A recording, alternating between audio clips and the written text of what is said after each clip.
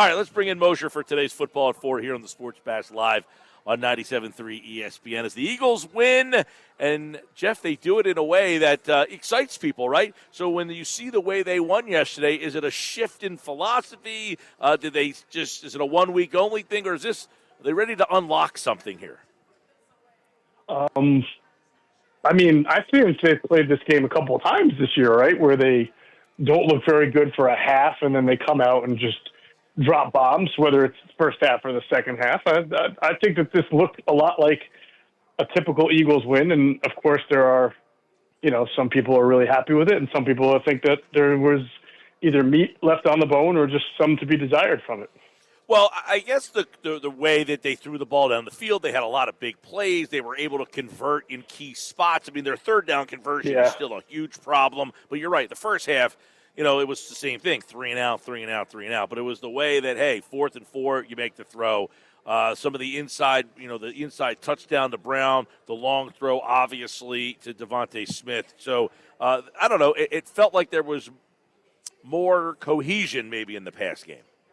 Yeah, I think you are making a fair point that even in games the Eagles have won where the pass game looks better in certain parts of the game, you haven't seen as many explosives as you saw against the Vikings defense. And, it was bound to happen. I mean, it finally had to happen. I didn't think we were going to go all year without the explosive element of the Eagles offense showing up, where both Devontae Smith and A.J. Brown performed well. I guess we're just still waiting. I've been saying you're not going to go all year without seeing Saquon Barkley not have 100 yards, but here we are, and he still doesn't have it.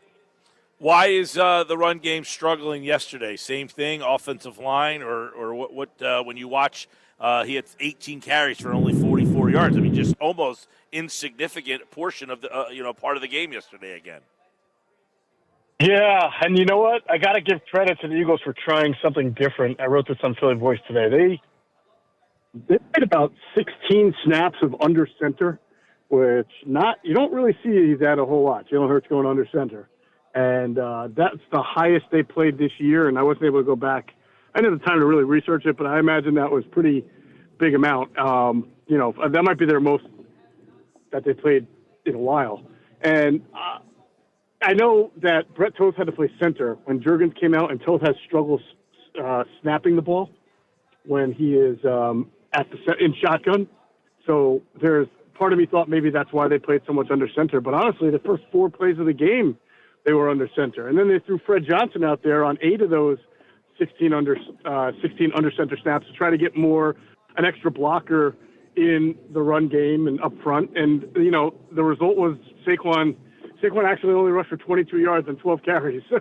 Worse than his actual season average, but the 79-yard touchdown, all right, and then a couple of there was a 79-yard touchdown, then the 21-yarder and 18-yarder to Devontae Smith. Those came from under center. So they clearly did a good job of seeing how the Vikings were defending them when they were under center in the first half, which was the boundary safety kept creeping up, trying to play against the run, and then took advantage of that in the passing game. So I know everybody loves that word adjustments.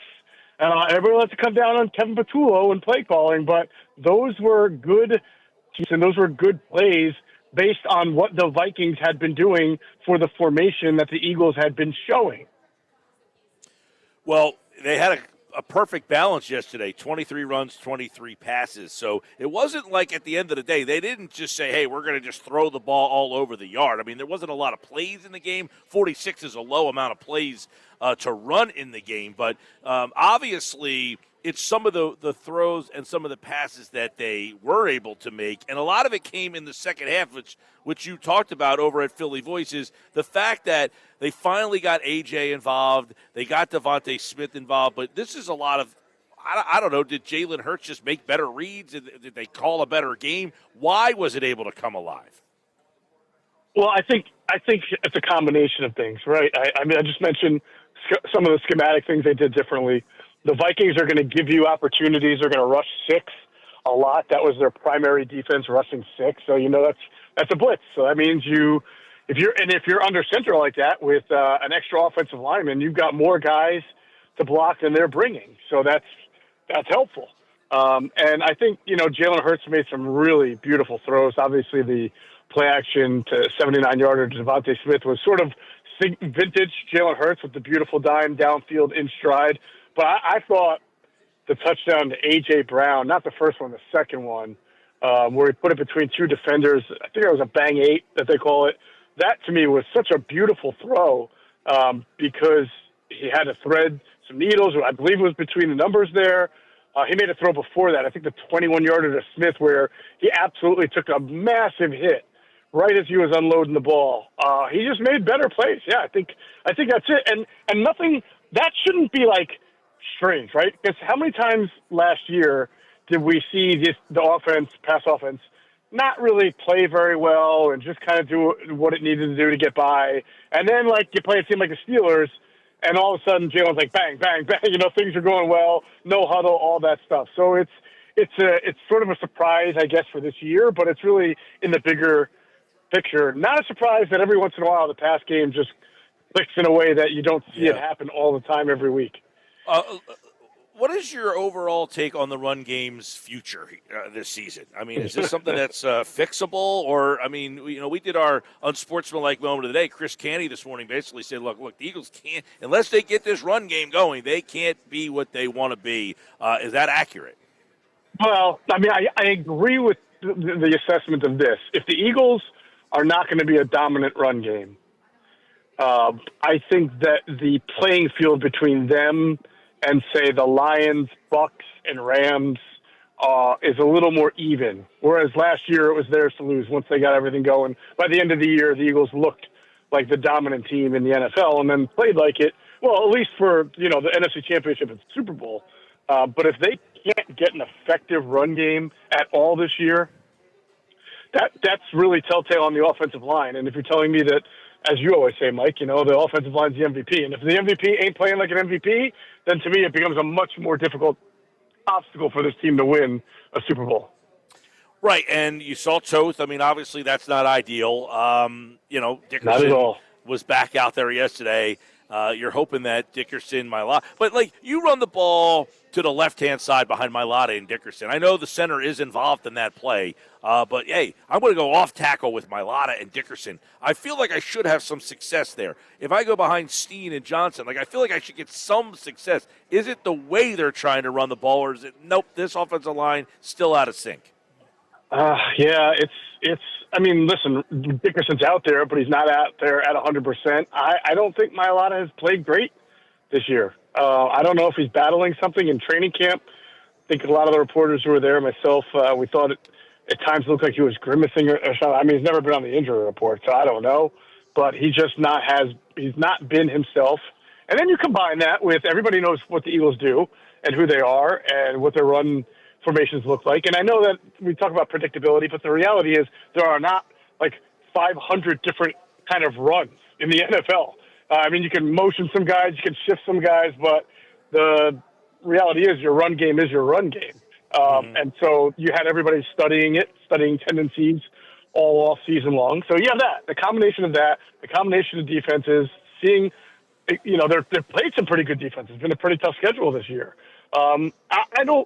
I haven't seen anything. I know you guys were talking about Saquon earlier in the show. And if you really look at Saquon's entire career, he has been a guy who has been tremendously reliant on having a bunch of 3 to 5 yard runs and then 4 or 5 just backbreaker explosives. I think one of you or PT were talking about his vision as a runner, not being there, or somebody saw that on film. But I would that was, by the way, that was, we do our segment called One Thought Every Game, where Casey Jr. kind of gives us a thought on every game, and he said the problem he sees with the running game is that Barkley is not making people miss as much as he did last year, and is that from the vision that is he missing stuff, or is he just not? I don't know. Is he not making people miss as much? Go ahead. I don't think it's a vision issue per se, because I would argue that Saquon's vision has never been his strongest asset. It's more about the ability to wiggle in and out of things. To just make that spin move or hurdle or use his athleticism. And then he kicks it into a second gear better than probably any running back in the league, like from 0 to 60, right? Whereas some guys kind of like need a little bit of a build-up. So I don't think that's the issue. I just think he's getting hit. I mean, the numbers are the numbers. His yards before contact are so much lower this year than they were last year. I mean, he's just getting hit so much faster. Yeah. And I don't know. Well, there's a play that I saw that's making people miss. A play that I saw that really, I mean, Toth just got destroyed, and it's an inside move, and Toth tries to push the guy to the inside. Well, the play is to that exact spot, and it's like there was not even a gap to try to make a guy miss. So they're just really. That was the -6 run, wasn't it? That was the really bad -6. Yeah, I don't. And it's late in the game. You can call a play call on that one. I don't know how Toth is even supposed to make that block. Exactly. It's a bad play call for his skill set. Right. To ask him to do what he has to do to block that guy. But I'll tell you this was the eye-opening thing for me, Moshe. Late in that game, right, it's the game, you're trying to run the game out, and you're trying to run the ball so that Minnesota has to use a timeout. Well, they run the ball on first down, and they get nothing. So now it's second down, and you're thinking, they threw the ball to Brown, and they have to stop the clock. But you're thinking, you can't run the ball again because there's just nowhere to go. And you want to try to get a first down so that you don't have to punt the ball back to them. And that kind of the feeling of watching that is they can't run the ball. You almost are asking them to throw the ball, even though throwing the ball in that situation is not what you really want to do. That's a fair assessment, and they really can't. And they're trying different things. I mean, not only did they throw the extra offensive lineman on the field and go under center, but they made Tank Bigsby active. I mean, well, they gave him a role in the running game, a small one, but a role. They made A.J. Dillon inactive. Bigsby had a nice 11-yard run, and then he had a second nice run, but guess what? Jordan Mailata, holding, called it back. So that shows you right there that there's just a lot of different things that are not going right with the Eagles' rushing offense. And, by the way, so this was the last series of the game. They ran the ball for 1 yard, Barkley up the middle. There was second down and 9 with 1:48 left in the game. It's second and 9. You're like, you got to run the ball, but they can't run the ball. So they threw a quick slant, and it was behind A.J. Brown. So now the clock stops, and then they throw the 45-yard pass after that, and they end up getting the first down. But then they get a -3 run, a 0-yard run. So trying to close these games out has been the big difference in a lot of these games. Well, if you think about their last loss against the Giants, I mean, the crazy juxtaposition of who the Giants and Eagles are. In that game, the Giants got the ball back, right? They had the lead, and they got the ball back with 6-something left to play, and the Eagles never saw the ball again. And it was like, man, that used to be what the Eagles did. Now other teams, including the Giants, are doing it to them. Mm-hmm. So, listen, I don't want to, I feel like we've talked negatively about a loss. It's good. They're 4-2. They beat the Giants. They go into the bye. They're 5-2, and you say, hey, that's a pretty good record for a really flawed team. 6-2. They would be 6-2 with a win. Yeah, 6-2. Yeah, you're right. 6-2 is a really good record. And, when they did lose to the Giants, we talked about this. The Cowboys lost. The Commanders lost. Commanders lost again this week, right? The Lions lost 2 weeks ago. I think that was the game in Kansas City, if I'm not mistaken. So nobody really took advantage of a very unusual Eagles 2-game losing streak. All right, Moshe, let's flip it to the defense here and get some thoughts on that. Pass rush yesterday, I thought the hit by Carter was huge in that game because I think after that hit, Wentz wanted no part of anything. He made some terrible decisions. But the pass rush overall in the game yesterday, what'd you think? I thought at times it looked good. Uche had that big sack in the fourth quarter. I mean, really, Ojomo had a really good sack in third down. It seemed like they had their best pass rush in the red zone, which is, if you're going to have a good pass rush, that's where you want to have it because, honestly, the Vikings lost the game with their inability to score in the red zone. They were there quite a bit, didn't get as many points as they wanted.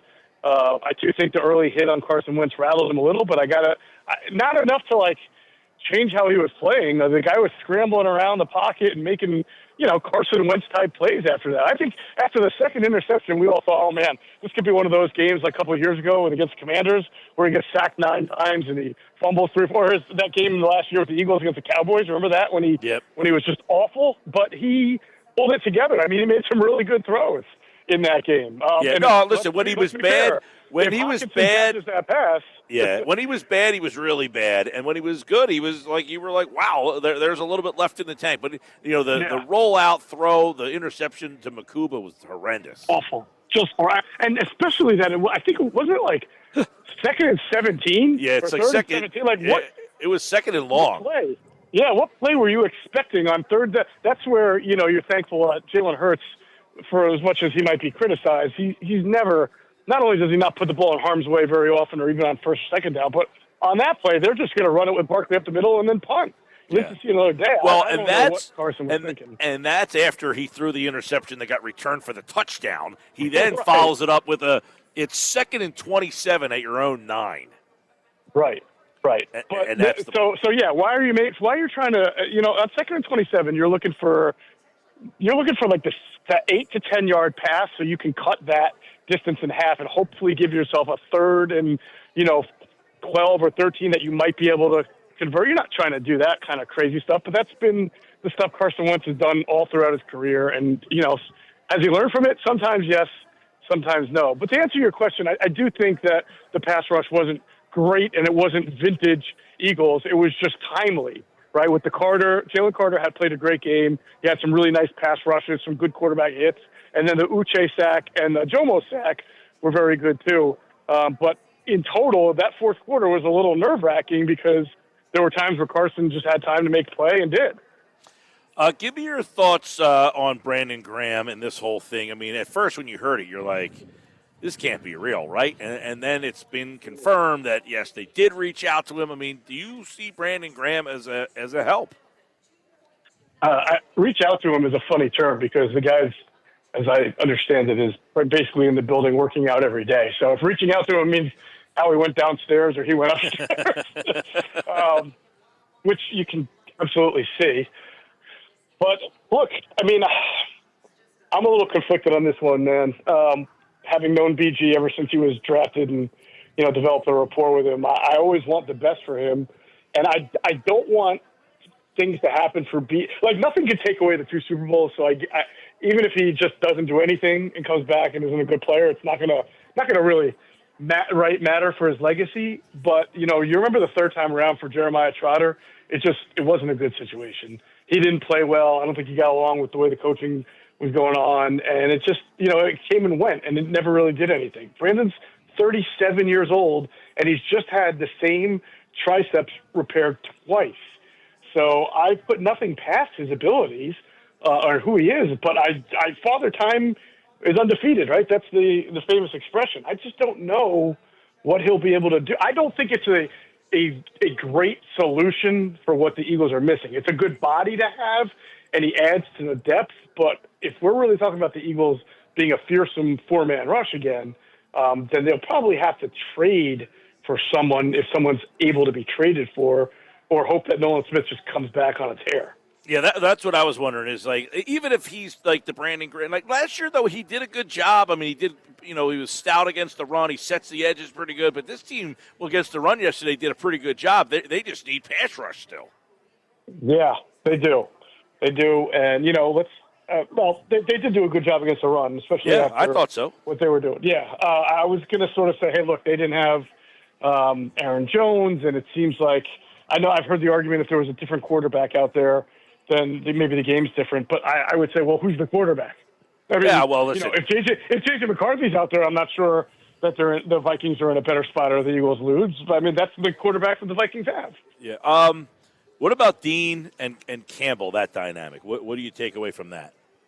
Well, Dean played. I didn't see the snap. I meant to look at the snap count. I forgot what it was. I know he had 6 tackles.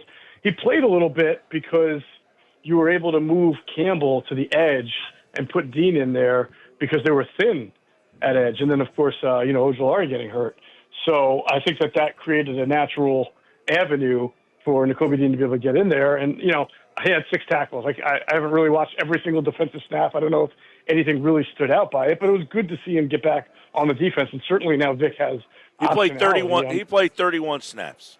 That's good. That's on about half the snaps, I would think. So, well, I guess with that, okay, he's back. Is that 31 defensive snaps or 31 defensive snaps? Yes. Okay. Special teams, he played another 3. Okay. Yeah, but my point is, they saw what they had in Dean, and now maybe they think they can give him more. Did they see enough from Campbell, and do we think that Campbell can be the pass rusher that they're kind of lacking? Because it has sounded like Vic Fangio has kind of insisted that he's not quite ready for that yet. Yeah, and you know what? That's a great question that I'm going to ask Greg Cosell in about 15 minutes when we do Inside the Tape, as we do every week on Inside the Birds. And then the defense version will be out Wednesday. We're going to go offense first, defense. But I will get the tape study from him, and everybody who wants to hear the answer to your question can get it from a better source than me on Wednesday morning. All right. Well, we'll, of course, have football at 4 all week long, 4 o'clock right here. Mosher's back on Wednesday's show. The Eagles win yesterday, and obviously Jalen plays almost a flawless game. He had a perfect passer rating. They did not run the ball very well. The defense had some big stops to get the interception return for a touchdown. And you mentioned Moro Ojomo sack late. Josh Uche had a sack late in the game. So a little bit of everything in this one as they beat the Minnesota Vikings. Geoff Mosher for football at 4. And check out all his observations over at phillyvoice.com. Thanks, Moshe. All right, Mike, thanks.